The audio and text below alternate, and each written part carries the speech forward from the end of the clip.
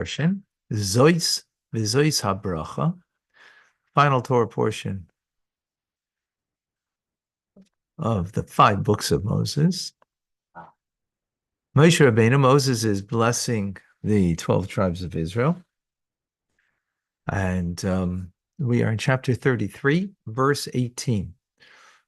Velezvulun Amar, and to Zvulun, the tribe of Zvulun, Amar, he said, Samach Zvulun b'tzeisecha. Rejoice, be happy, Zvulun, and you're going out. Yisachar b'yalecha. And now he's mentioning the next tribe, Yisachar b'yalecha, in your tents. What does that mean? Also unique over here is that we have 2 tribes in 1 verse mentioned. Obviously, there's got to be some kind of connection there. Let us see. Oops.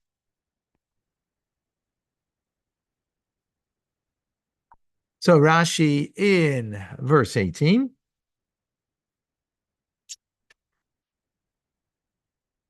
Okay, Zvulun Amar, to Zvulun he said, these are the 5 last tribes that are blessed. Right. Zvulun, Gad, Dan, Naphtali, Vasher. Those are the 5. Kafel Shmoisam. Their names are repeated, as we'll see in this verse. Zvulun Amar, Smach Zvulun. Right? So you see Zvulun's name is mentioned twice in the verse. Right, and so it is with all all 5 of them. Yisachar, again, we'll see in the next verse.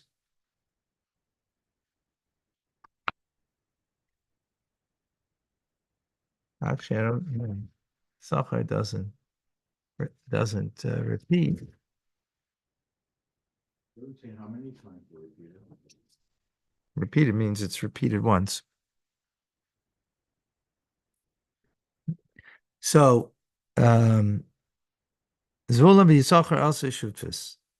Oh, sorry, I skipped. So why were their names repeated? To strengthen them and to fortify them, because they were the weakest amongst all the tribes. They're the same brothers. These are the tribes now, but they were the same brothers who the tribes are, of course, named after, right?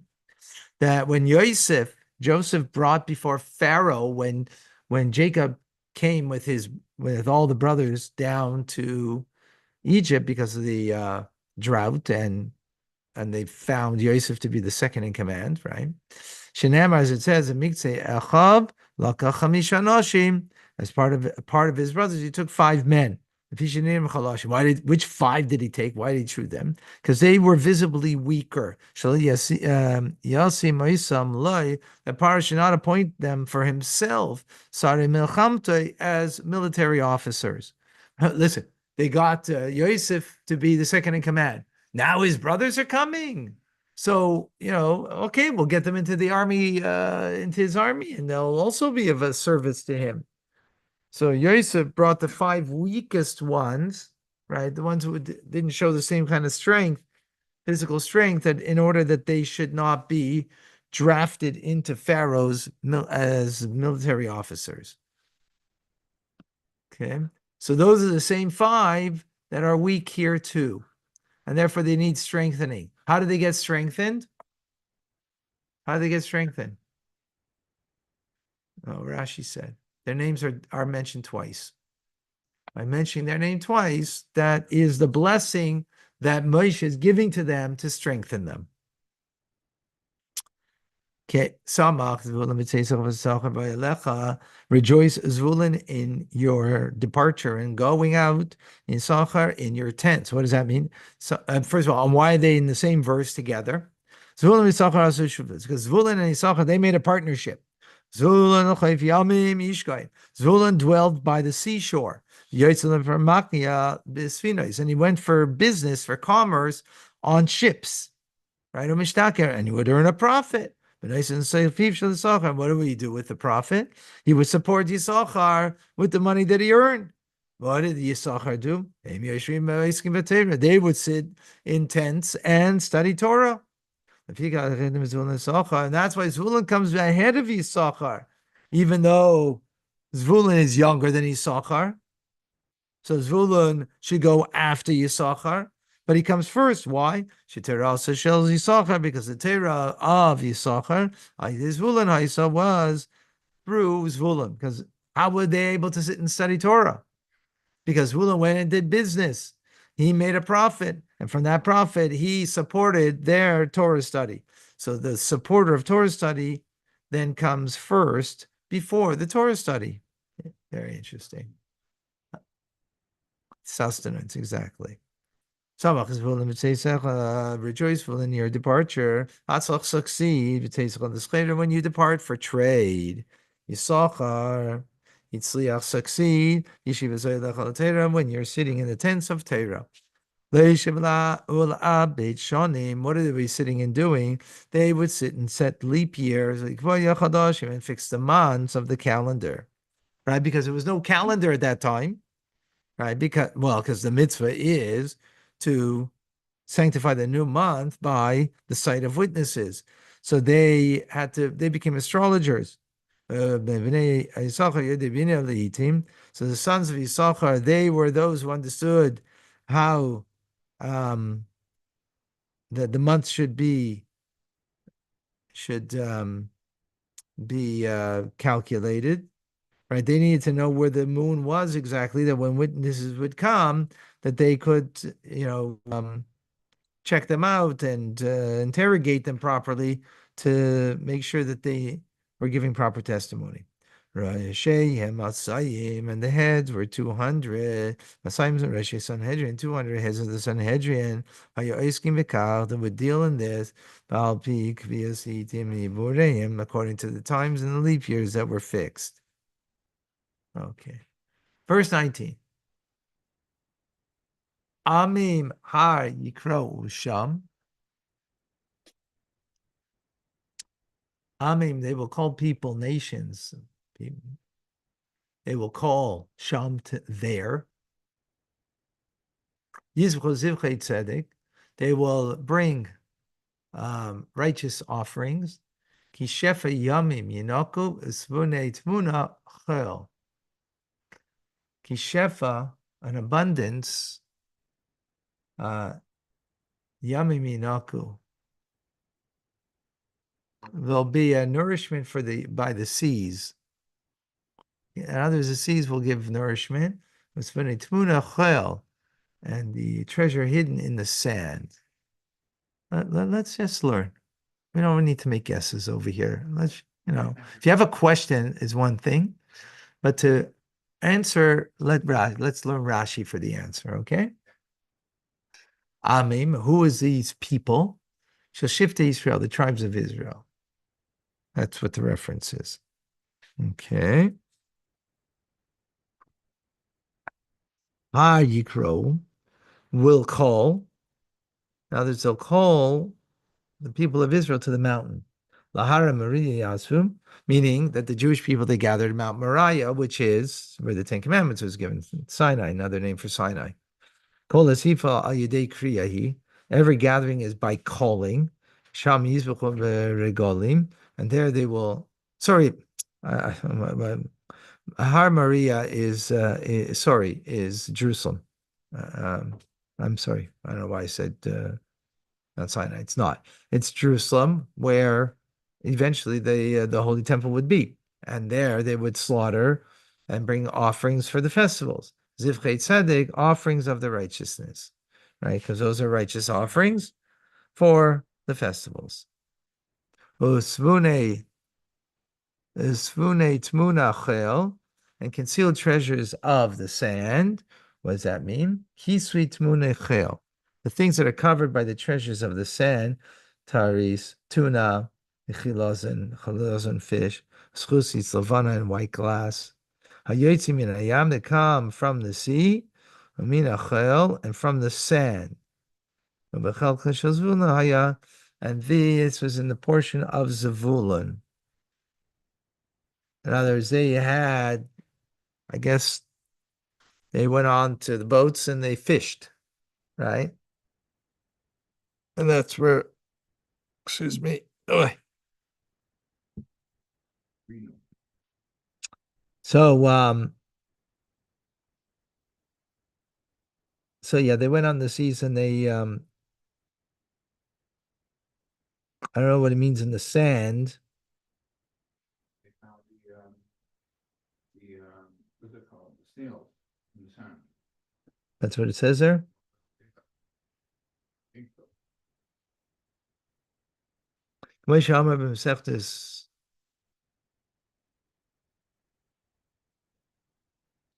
Megillah. So it says in Tractate Megillah, Vazvulan Am Cherif Nafshi Lamus.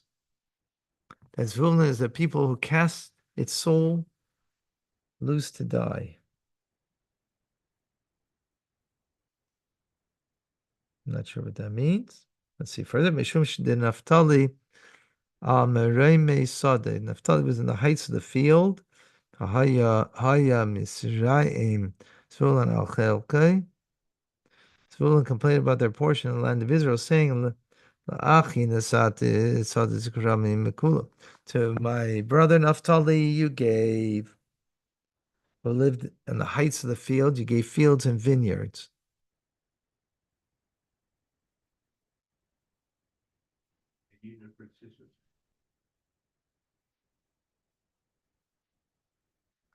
I'm not exactly so. Hashem is saying here that you're getting the blessing of the sea. In others, you're not getting it, you're getting of the seed, which they don't have, and you're getting of the sand. I guess the sand must be next to the sea. I guess that's what it must mean. Yeah. What does it say? Sand is crystal. It is a high quality glass made from the special sand. Ah, okay. Okay. Such as that is on the coast of Zebulun. Okay. Thank you. Thank you. Okay. Svune, fune, and concealed. Lashon kisvi is an expression of covering. Kamosha Namar, as it says, the Yispain is a bias that he concealed on the house. Masofan Be'erez, he's just giving examples that it means concealed, hidden. As the Targum explains in this verse, Matata the Chiyore Arazaya. Alternative explanation to this word, right? Ami Mahar Yikru. I think it means on the entire verse, not just on these words. People will call to the mountain, meaning Al Yedei Pragmatia Shel Zvulun, because of the business that Zvulun is going to do. Tigari Umas Ha'elam, the merchants of the nations of the world, Boim El Arts, are going to come to his land. Right? They're going to want to do business together with him. And they're situated on the border. And the non-Jewish merchants say, since we've gone to the trouble of traveling to this point, let's go to Jerusalem. In other words, non-Jewish merchants coming to the land of Israel, they are on the border, right? This is on the Mediterranean. So once they're here already, they say, you know what? Let's go to Jerusalem already. We're here. And we're going to see about the deity of this nation, right? In others, the God of this people, the Jewish people. And what kind of practices this Jewish nation has. And they would go to Jerusalem, they would see all of Israel. They're all worshiping the same God. And they're all eating the same food. Meaning, what's the food?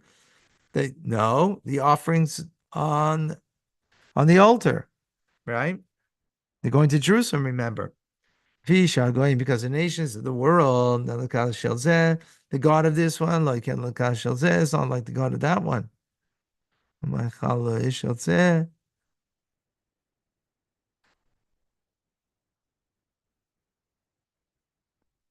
Sorry, 1 second. So the nation could say their God, not like one God is different than a different God by the nations. Or and the food of this nation is like is not like the food of another nation. And as a result, they would say, because now that they came to do business and they came to Jerusalem, they say that the nation is proper as this one, I mean, there is no nation as fitting as this nation. I mean, Mizgarim Sham, and they would convert to Judaism in Jerusalem. Shenem, as it says, Sham Yizbech Zivchei Tzedek, that they slaughtered offerings of righteousness. Aha. In other words, they became righteous by their conversion. So this is an alternative explanation to the entire verse. Kisheva Yamim Yinaku, and they will suckle the bounty of the sea. Zvulim Yisachar, both Zvulun and Yisachar, Hayam Naisan Lehem, Amin Beshefa, well, the sea provides them a wealthy bounty, right? Because again, they're going to be out doing business because they're on the seaboard. Oops. Okay. Let me know if I have to bring it down. 20. Well, the God, Amar, now to God, he said, Baruch Marchiv God, blessed is the one who expands God. Kilovi Shoche, he dwells like a lion. V'tarav Zroya Avkad Kod, and he tears an arm of his prey together with the head. If I remember correctly, Bibi just used this verse when he just spoke about, that the Jewish people are like this lion that crouches and once you get its ire, then it pounces. I think he used it in one of his statements to the world. Rashi in 20, Baruch Marchiv God, blessed is one who broadens God. Melamed, this teaches us, God, that his territory would be expanding Kalapi Mizrach towards the east.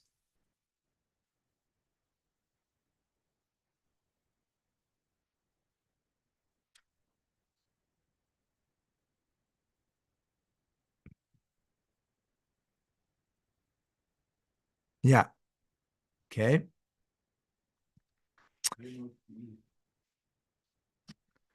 Because Zvulun and Yisachar are in the west, and they're next. And to the east, there's expansion.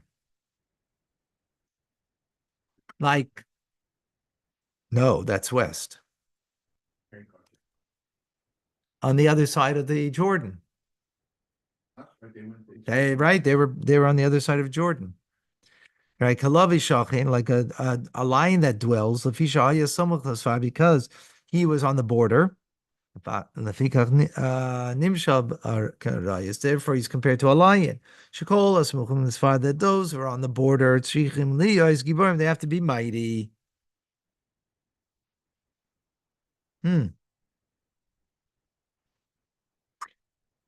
We just said that they're not as mighty. They're not as mighty. These last five. You need to understand that. Tarav Zerya Afkat Koid. He will tear off an arm as well as a head. Harugim Hoyugi Nikarim. The killed were identified. Chaischim Haraish. They would cut off the head. Imazraya with an arm. B'maka Achas. With one single blow. That's how powerful.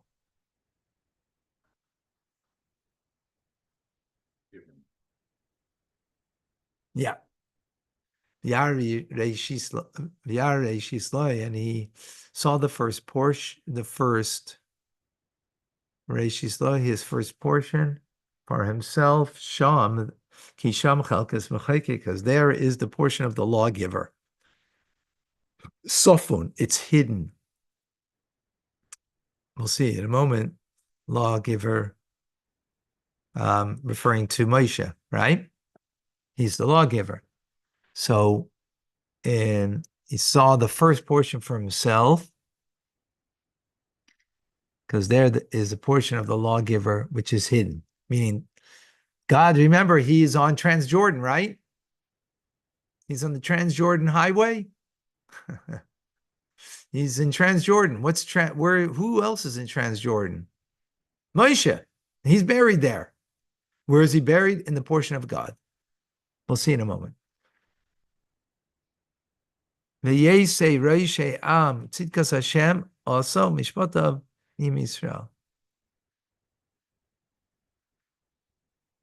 Yes, and he came, Rosh Am, the head of the people, with the righteousness of God.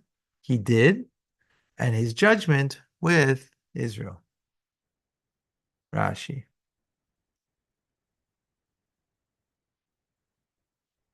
21. Yaresh Yisloi, in the beginning, he saw the beginning for himself. He saw fit to take a portion for himself.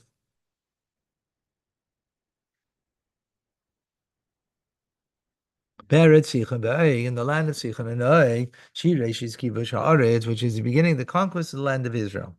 Right? That's Transjordan. Remember, they fought Midian. No, actually, they fought Sichon and Oig, sorry. And they wanted the land there for grazing. Ki Sham Chelkas, because there is a hidden plot.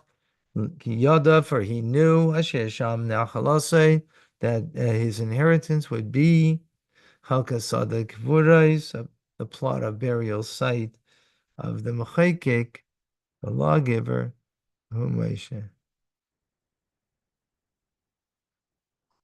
Yeah. Okay, Safun hidden. That plot of Moshe where he is buried is hidden and concealed. From every creation. Later on, we'll see that no person knew of his burial place.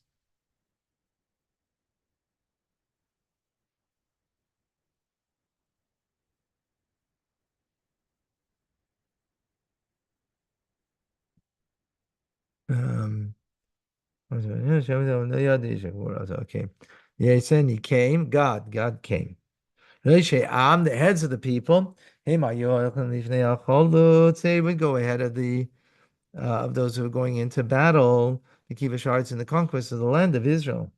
The Fishal Yugibar, because they were mighty. Others, God went first. Well, no, that's what Rashi's saying. It's because they were mighty. They didn't have to go first. Why did they go first? Yeah, but they had to go fight. That doesn't mean they had to go first to fight.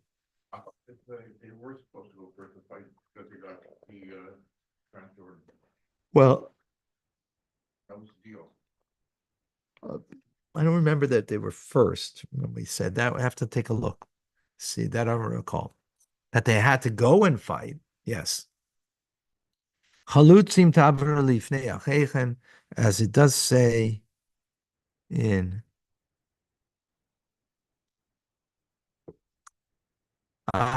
it says in the first parsha of Devarim, there it does say that he shall cross over before his brothers. Tzidkas Hashem asa. He carried out the righteousness of God. She'aminu divrehim, for they fulfilled their words. V'shamu haftachasam, and kept their promise. Now, God fulfilled the words, kept his promise.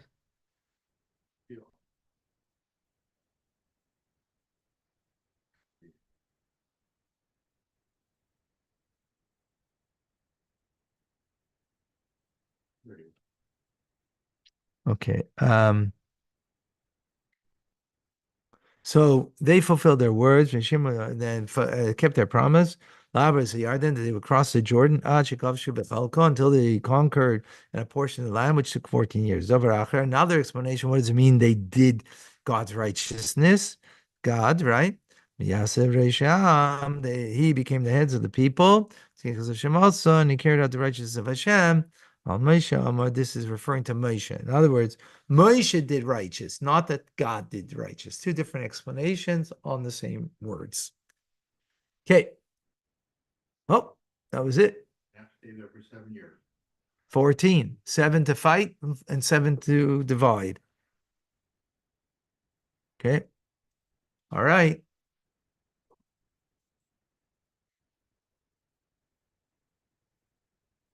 Maybe let's take a moment and see something of the Rebbe's teachings on this. Okay. Yeah, we're good. We got a moment here.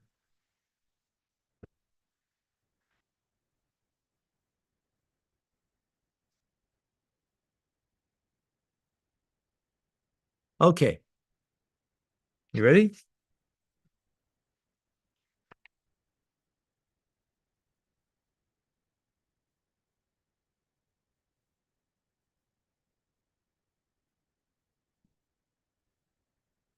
Okay. Let's go to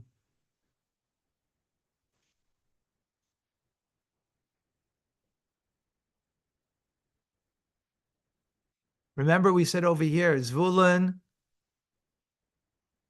Yisachar, Zvulun, Gad, Dan, Naphtali, and Asher. Not Yisachar, actually. Interesting. Okay, Yisachar, leave them out. Their names were doubled. Remember? Look in this verse over here. Verse 18. Look at verse 18. And every verse, except for Yisachar, the last five, it says, and Zvulun, he said, rejoice Zvulun. Their names are doubled. Why were their names doubled? Because Rashi said that they were weak and they needed to be strengthened. And that's why Yosef brought these five in front of Pharaoh, because he didn't want Pharaoh to see strong brothers, the other ones who were strong brothers, because he would then draft them to become military officers in his army. Right? That's what Rashi said, right? If you go to Parshas Vayigash, where this story takes place with Pharaoh, there are two opinions that Rashi brings down of who the weak ones are. Right? In other words, there's an opinion that says, you know who the weak ones were? The other five. Reuven, Shimon, Levi, Yisachar, Binyamin. Those that were, and according to that opinion, why did Moshe double their name to the other five that we have mentioned here? Because they were strong.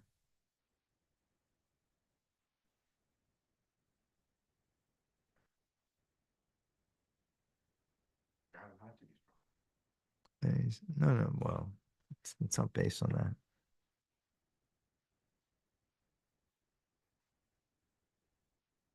Right? They were the weaker ones.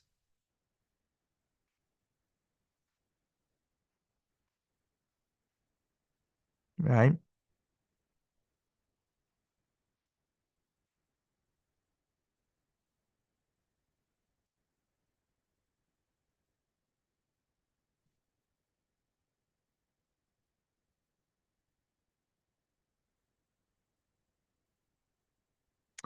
But then Rashi there in Parshas Vayigash brings another opinion, says the opposite, right? That the ones that he said their name twice in our Parsha, as he says here, they're the weaker ones. So we need to understand, Sister Rebbe.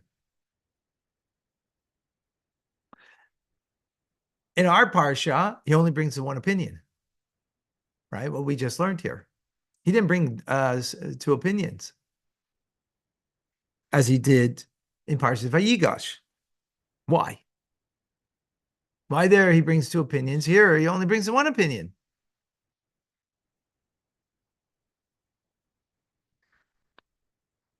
So the Rebbe said we could say because the cause for this, that there's a distinction, a fundamental distinction between the two opinions.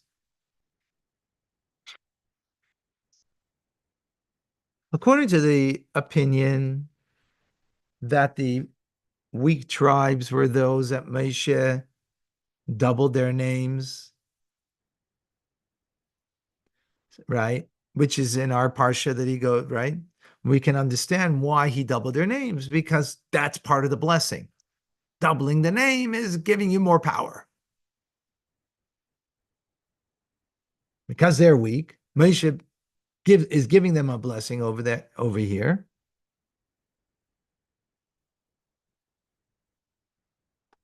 And therefore he's doubling their name. That is sort of speak the blessing of giving them strength. as Rashi says, their names were repeated in order to strengthen them and to make them strong. On the other hand, according to the opinion that the tribes were weak, that were those that were not doubled, right? In other words, Yehuda and all and those, and the ones that he did double is not about a blessing; it's about a statement saying that they are strong, meaning that the doubling of their name is not part of the blessing. Then,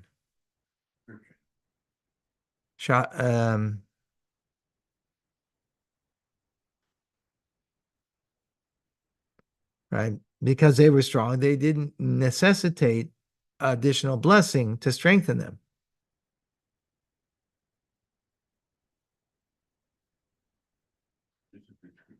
Description. Well, it's a description. That's it's to note, right? These were strong ones by emphasizing them. By repeating their name, you're emphasizing. You're not giving. It's not a form of blessing. You're emphasizing them, and emphasizing them to bring out the fact that they are indeed strong. Now we can understand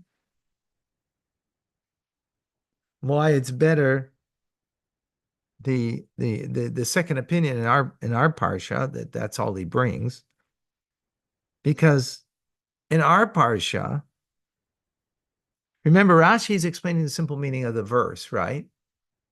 So what's the context of our parsha? The context of our parsha, Moshe is on his last day. He's blessing the tribes of Israel. He's telling things about what will happen in the future also, but he's giving them a blessing. So it kind of makes sense over here that our perspective on the verse would be in the simple meaning of the text, which the Talmud or the Midrash don't have to learn, they learn on different levels. But on the level of the simple meaning is that it's speaking about a blessing, because that is the context what we're speaking of here, because the whole parsha, Zayis HaBracha, begins, Asher Beirach Moshe, that Moshe blessed. This is the blessing. That's the name of the parsha. This is the blessing. Zayis HaBracha is, right? The name of the parsha that Moshe blessed. V'zayis bracha, and this is the blessing.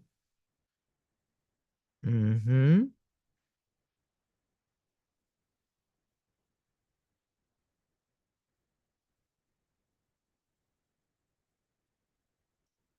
So in the context of this of the name of the parsha, and with the beginning of the parsha said that this is Moshe what he blessed, that the fact that he is doubling their name, it's part of the blessing.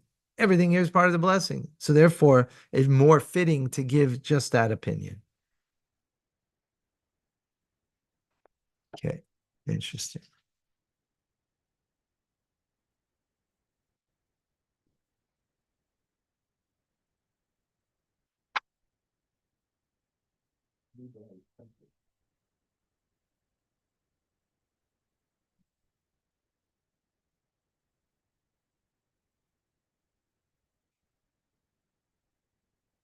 Okay. And in this verse, what do we say? Rejoice, Zvulun, in going out, and Yisachar in your tents. And as Rashi said, that they made a partnership between them, Zvulun and Yisachar, right? Zvulun, who's dwelling by the ocean side, the sea, he would go out for business on boats.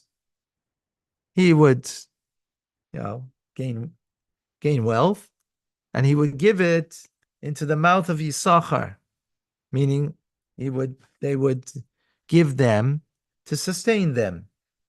And Yisachar, on the other hand, they would sit and study Torah.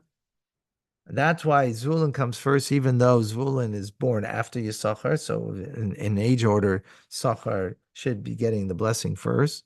He's not, because the Torah learning of Yisachar was through Zvulun, right? Without them going to make a livelihood and to earn for them too, they wouldn't be able to sit and learn. So the Rebbe says he's now going to take this out of the context of simple meaning, but let's learn the idea of Zvulun coming before Yisachar according to Chassidus. So it's known according to our sages, it says, that Hashem desires a dwelling place in this low world. In other words, God's desire is that that we should make a place, a dwelling place, a suli mikdash, like it says, right, in this world, not in the spiritual world, not in heaven, but in this physical world. And this is the purpose of the divine service of the Jewish people in this world, is to refine, to elevate their physical surroundings in order that it should be a dwelling place for God.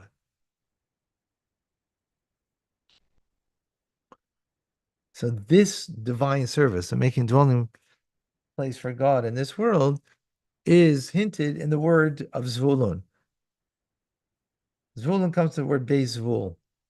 Beis Mugurim Ikre Bekavua. It's the word Zvulun comes from like making a permanent home.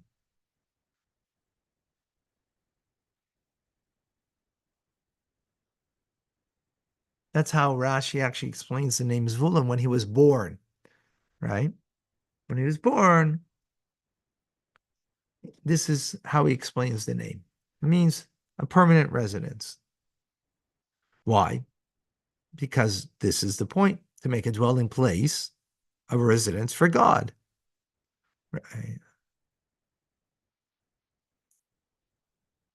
So how are you going to make a permanent residence for God in this world will be through the divine service of those who are the aspect of Zvulun.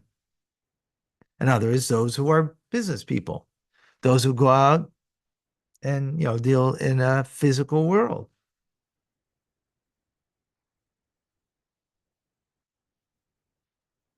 And yet they're doing it for the sake of heaven.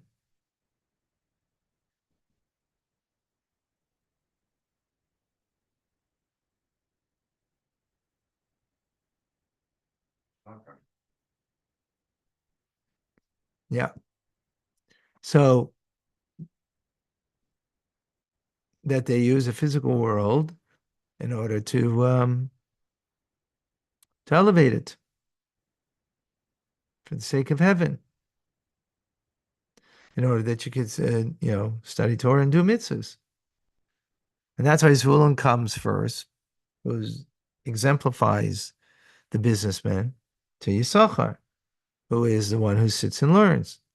Because the whole purpose of creation is to make a dwelling place for Hashem. And that's the Avodah, that's the divine service of Zvulun. And that's much more important and exalted than that of Yisachar. Because that's the final, point of creation. Therefore, Zvulun comes first. Yeah, the material that we make a dwelling place for Hashem. Exactly. All right, folks.